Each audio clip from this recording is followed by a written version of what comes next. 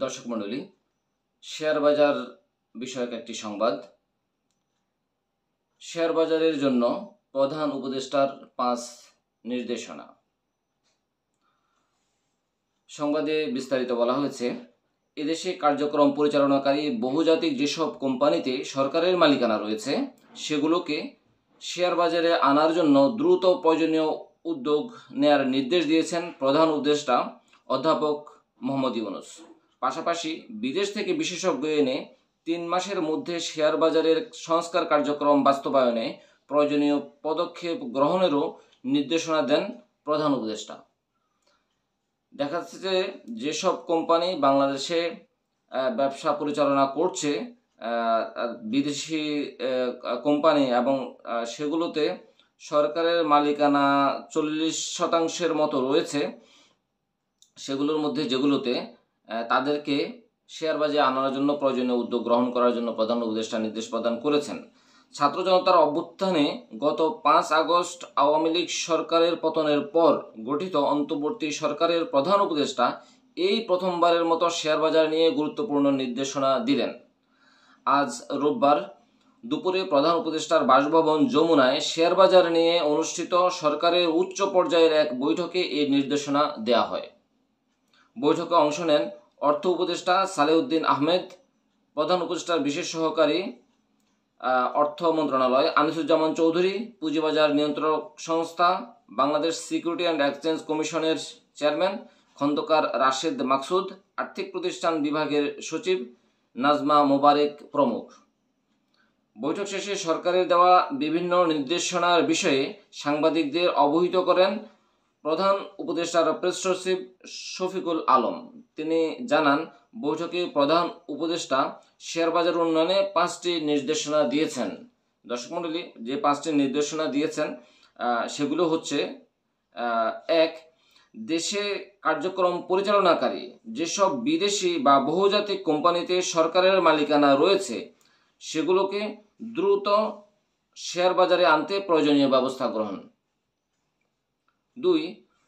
গত 20-30 বছরে দেশের বেসরকারি খাতে যেসব ভালো ও বড় কোম্পানি গড়ে উঠেছে সেগুলোকে প্রণোদনা দিয়ে বাজারে আনার উদ্যোগ নেওয়া। 3. বিদেশ থেকে বিশেষজ্ঞ দল এনে 3 মাসের মধ্যে পুঁজিবাজার সংস্কার কার্যক্রম এগিয়ে নেওয়া। 4. পুঁজিবাজার সংশ্লিষ্ট প্রতিষ্ঠানের যেসব কর্মকর্তা কর্মচারীর বিরুদ্ধে সুনির্দিষ্ট অনিয়ম দুর্নীতির অভিযোগ রয়েছে তাদের বিরুদ্ধে দ্রুত ব্যবস্থা গ্রহণ। 5. বড় বড় কোম্পানি যাতে ব্যাংক ঋণ নেওয়ার বদলে শেয়ার বাজারে বন্ড বা শেয়ার ছেড়ে পুঁজি সংগ্রহ করতে আগ্রহী হয় সে লক্ষ্যে প্রয়োজনীয় ব্যবস্থা নেওয়া। দর্শক মণ্ডলী, এখানে যে 4 নম্বর যেটি বলা হয়েছে সেটি পুঁজিবাজার সংশ্লিষ্ট প্রতিষ্ঠানের যেসব কর্মকর্তা কর্মচারীর বিরুদ্ধে সুনির্দিষ্ট অনিয়ম দুর্নীতির অভিযোগ রয়েছে তাদের বিরুদ্ধে দ্রুত ব্যবস্থা গ্রহণ। এই বিষয়টা নিয়ে দীর্ঘদিন ধরে পুঁজিবাজারে যারা বিনিয়োগ করছেন তারা কিন্তু বিভিন্ন সময় তাদের বিভিন্ন দাবি দেখা যায়। যতগুলো দাবি তার মধ্যে এই বিষয়ে সবচেয়ে বেশি দাবি আসে এবং শক্তভাবে আসে, কিন্তু রাজনৈতিক কারণে বিভিন্ন সময় আমরা তাতে ভালো ফলাফল দেখিনি। এখন যে নতুন সরকার আসছে তারা তাদের যেই প্রচেষ্টা হাতে নিয়েছে, যেই উদ্যোগ হাতে নিয়েছে, তাতে আমরা অপেক্ষা করব যে কেমন ফলাফল আসে। সাংবাদিকদের শফিকুল আলম আরও জানান, বৈঠকে বিএসইসির চেয়ারম্যান রাশেদ মাকসুদ বাজারের সার্বিক অবস্থা তুলে ধরেন। গত 9 মাসে কী ধরনের সংস্কার করা হয়েছে, কোথায় কোথায় এখনও সংস্কার চলমান রয়েছে সেগুলোর বিস্তারিত তুলে ধরেন তিনি। সেগুলো নিয়ে বৈঠকে প্রাণবন্ত আলোচনা হয়। তার আলোকে প্রধান নির্বাহী 5টি গুরুত্বপূর্ণ নির্দেশনা দিয়েছেন। বৈঠক সূত্রে জানা গেছে, সরকারের মালিকানা রয়েছে এমন বহুজাতিক কোম্পানিগুলোর মধ্যে উদাহরণ হিসেবে ইউনিলিভারের নাম প্রধান উপদেষ্টার সামনে তুলে ধরা হয়। বিএসইসির পক্ষ থেকে বলা হয়, ইউনিলিভারে সরকারের প্রায় 40% মালিকানা রয়েছে। সেজন্য প্রণোদনা দেয়া হলে এই ধরনের কোম্পানিকে শেয়ার বাজারে আনা সহজ হবে। এই পদক্ষেপ বাজারের উন্নয়ন ঘটাতে ও গভীরতা বাড়াতে সহায়ক হবে। সভায় এ নিয়ে ঐকমত্য পোষণ করা হয়। সভা সূত্রে আরও জানায়, আগামী 2025-26 অর্থ বছরে বাজেটে তালিকাভুক্ত ও তালিকাভুক্ত নয় এমন কোম্পানির কর্পোরেট কর হারের ব্যবধান 10% করা নিয়ে আলোচনা হয়। বলা হয়েছে, অতীতে তালিকাভুক্ত ও তালিকাভুক্ত নয় এমন কোম্পানির ক্ষেত্রে কর হারের ব্যবধান 10% ছিল। তাতে স্কয়ার থেকে শুরু করে দেশি বিদেশি ভালো মানের অনেক কোম্পানি বাজারে এসেছে। দর্শক মণ্ডলী, এখানে একটি বিষয় দেখেন উল্লেখ করা হয়েছে এবং চোখে পড়ার মতো, সেটি হচ্ছে যে আগে যেসব কোম্পানির শেয়ার বাজারে স্কয়ারের মতো যেসব দেশি বিদেশি ভালো মানের কোম্পানি শেয়ার বাজারে এসেছে, তাতে দেখা যায় যে কর্পোরেট কর হারের ব্যবধান 10% ছিল। তা এই কারণেই ভালো মানের বেশ কিছু কোম্পানি শেয়ার বাজারে তখন এসেছিল। একই রকম সুযোগ সুবিধা দেয়া হলে ভবিষ্যতেও ভালো ভালো কোম্পানি শেয়ার বাজারে আসতে আগ্রহী হবে। আগামী বাজেটে তালিকাভুক্ত ও তালিকাভুক্ত নয় এমন কোম্পানির কর হারের ব্যবধান বাড়ানোর বিষয়ে বৈঠকে সবাই একমত হন।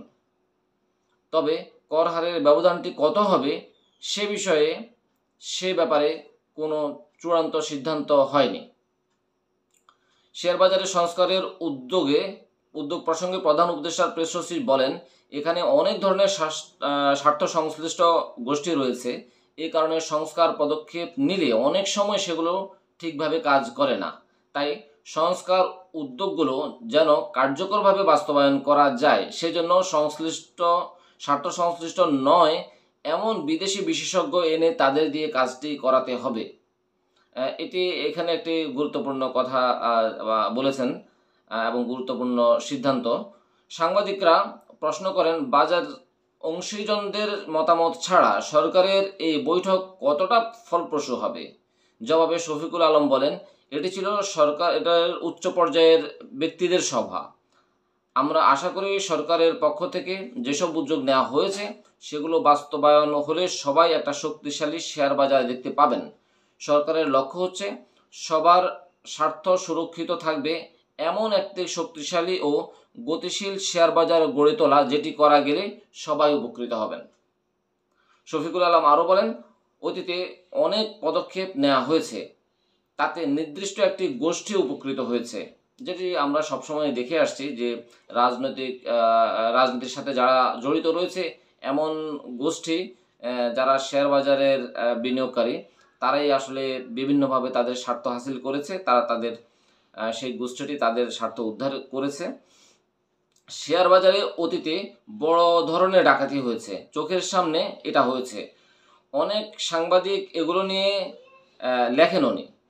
তাদের অনেকে হয়তো উপকারভোগী ওই গোষ্ঠীর অংশ হয়ে গিয়েছিল। এবারের বৈঠকের মূল বার্তা হলো দ্রুত ও অর্থপূর্ণ সংস্কার বাস্তবায়ন করা, যাতে সবাই উপকারভোগী হন, অর্থাৎ সবার যেন কল্যাণ হয় শেয়ার বাজার থেকে। সেই লক্ষ্যে এবারের নীতিগুলো প্রণয়ন এবং বাস্তবায়নের জন্য সরকার চেষ্টা করছে, সেটি এই বার্তায় উঠে এসেছে। দর্শক মণ্ডলী, এই ছিল এখনকার মতো। আল্লাহ হাফেজ।